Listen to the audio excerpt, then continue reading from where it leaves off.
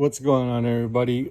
This is Larry. I just wanted to preface this video by saying that it's gonna be a two-part video just because the video would be over an hour long if I just let it run. So the tour itself was about 45 minutes in total. I think we were there for about an hour and a half or so, and I didn't want it to be an hour plus long video, so therefore it will be two separate videos. But you will get to see the tour in parts of it, mostly the second part. You won't really get to hear what she's explaining to us too much, just because of how loud it was back there. We were actually wearing headphones where she was explaining everything to us during the tour. That way she wouldn't have to be screaming over the loudness of the machines going on in there.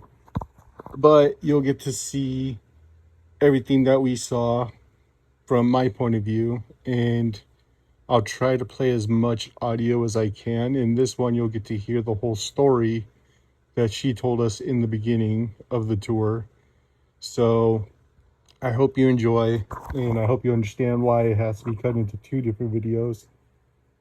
But yeah, please don't forget to like, subscribe if you aren't already subscribed. We're growing. We're going a lot harder this summer. And yeah, enjoy the video.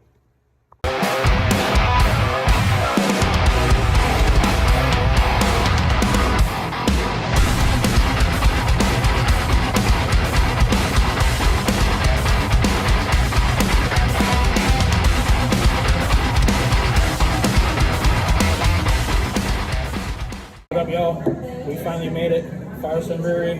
Going on the tour. Gonna be a good time. Got all tasters. What'd you get? I got the Extra Pale Ale. That was good. How long? Brand new, they said. What'd you get? I got Wine Haze Oh my god, so good. Brain Melter. Rain Melt. It's pretty good. It's very smooth for hazy. I also got the XPA. She's right there. Said it's brand new. Smack. Yeah. I could 5.3, but I could drink like 100 of those. Oh yeah, so good. They're pajamas. Take a look at this. They have some wild beer. We're going on the tour. We tried that. We just did that for the We did. review. And we got that on Friday. Yep. Yes, this is where the peaceful zone is.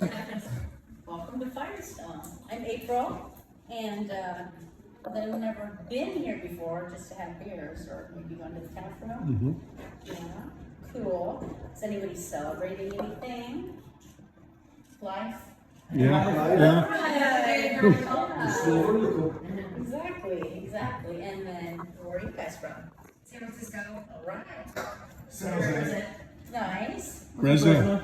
Yeah, I know I asked you guys earlier. Yeah. Nice. We're from Davis. Wow, awesome. So bunch of Cali people in the house. Yeah. Very cool. Well, welcome to Firestone. Welcome to your tour.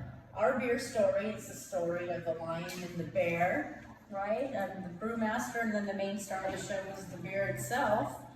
And that's why you're here. So we have our lion and we have the bear. That you see that in our mascot and in our signage there. They're kind of like fighting it out. Yeah. Well, the bear is Adam Firestone. He was born and raised in California, about 100 miles south of here in Los Olivos. And he was raised on a vineyard. Has anybody ever heard of Firestone Vineyard? Well, Firestone Vineyard has been around for a while. Has anyone ever heard of Firestone Tires? Yes. Great Grandpa Harvey. Yep. So that Firestone name goes way back. A whole bunch of different, businesses are out of that. So we got Firestone Tires, Firestone Winery, and then we got our brewery. So Adam Firestone decided to strike it on his own and join the military at 18, joined the Marines, where someone introduced him to the fine art of home brewing. And he loved it. And he thought, oh gee, when I get back to the mainland and I resume the vineyard operations, I think I want to start brewing beer also. maybe do some fermentation in the used wine oak barrels. So he gets back to the mainland, talks to his dad, tells his dad his big plan, and his dad says, you know what? Go for it. Take that barn in the back, be creative, have fun, let's see how it goes. So he first did that fermentation in the used wine barrels, and that didn't go too well. It was a very funky brew, and probably make you sick or hallucinate.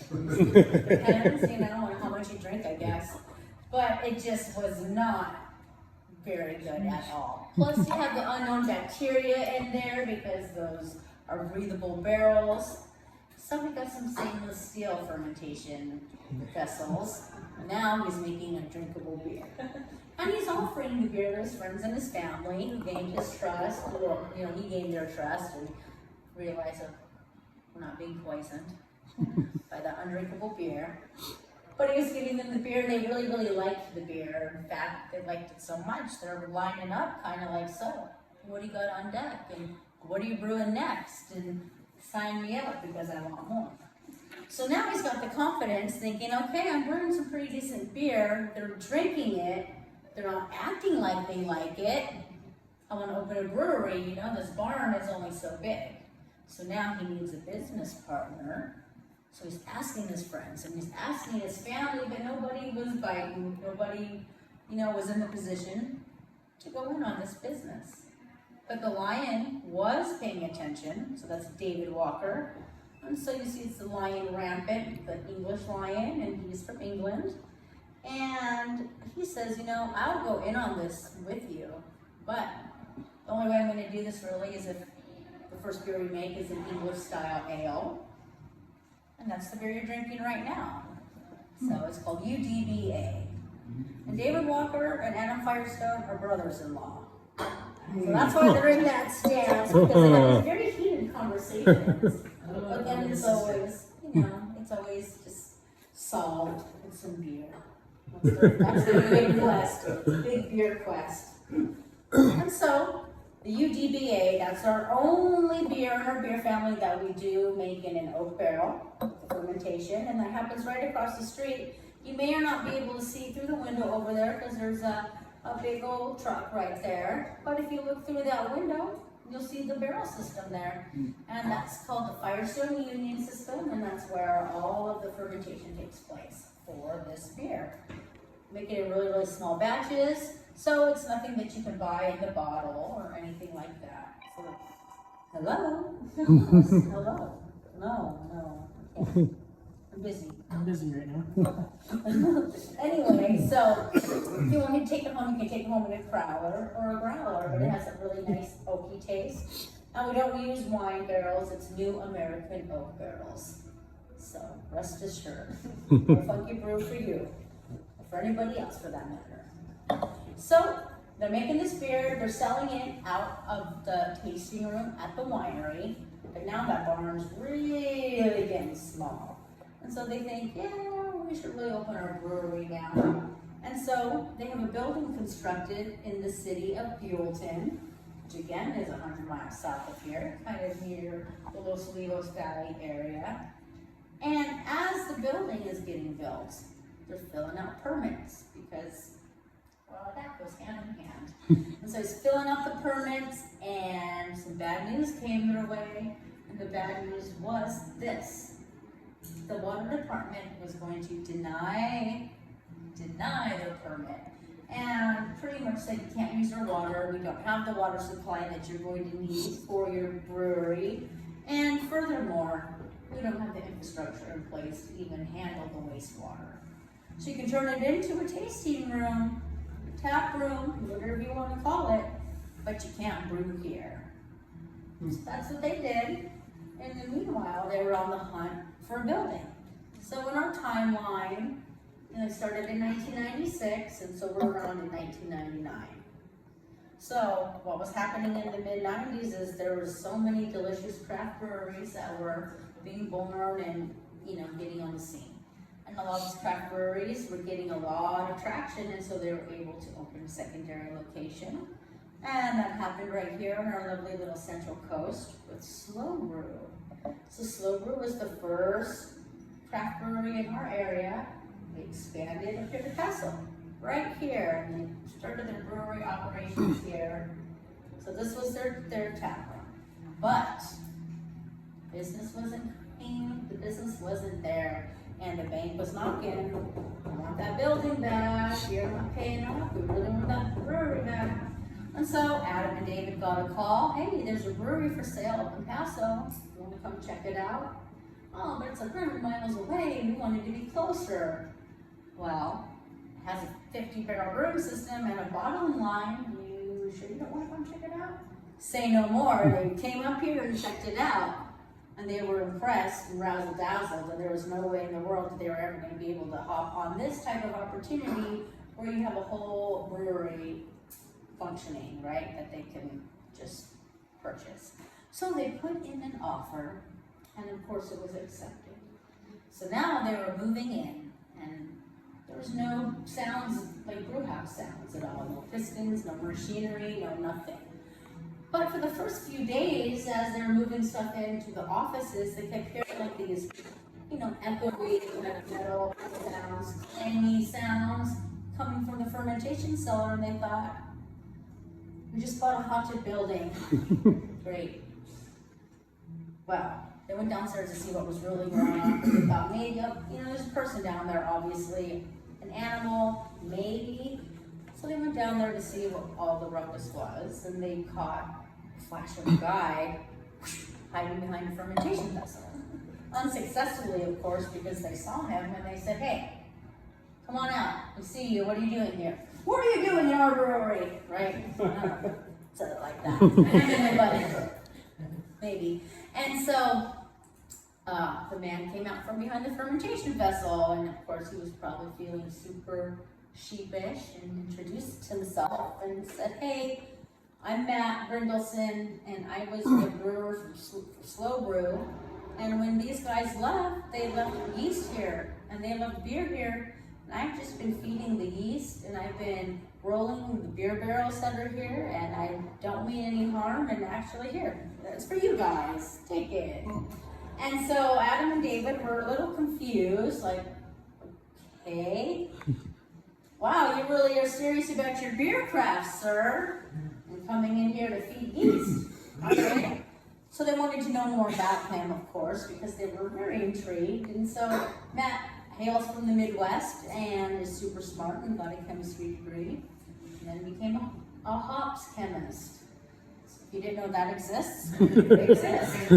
And so his job literally was to hop around our lovely world to all the hops growing regions and get to know all the farmers, all the cultivars, and just be the dude. He would also source hops. It's really hard to find varieties for different breweries.